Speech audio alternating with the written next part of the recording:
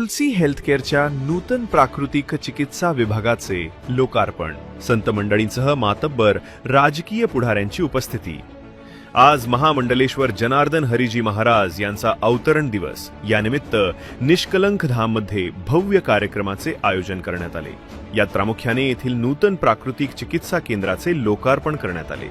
सद्गुरू सतपंथाचार्य ज्ञानेश्वर देवाचार्यजी महाराज यांच्या हस्ते पुरुषांच्या चिकित्सा केंद्राचे, तर केंद्रीय मंत्री रक्षाताई खडसे यांच्या हस्ते महिलांच्या चिकित्सा विभागाचे उद्घाटन करण्यात आले. या प्रसंगी परिसरातील संत मंडळी आणि जिल्ह्यातील लोकप्रतिनिधींची मांदियाळी उपस्थित होती. सर्व मान्यवरांनी या प्राकृतिक चिकित्सा केंद्राची पाहणी करून यातील विविध सुविधांचे अवलोकन केले. ग्रामीण भागात इतक्या अद्ययावत पद्धतीत प्राकृतिक चिकित्सा उपलब्ध केल्याबद्दल मान्यवरांनी महामंडलेश्वर जनार्दन हरीजी महाराज यांचे कौतुक करत त्यांचे अभिष्टचिंतन केले.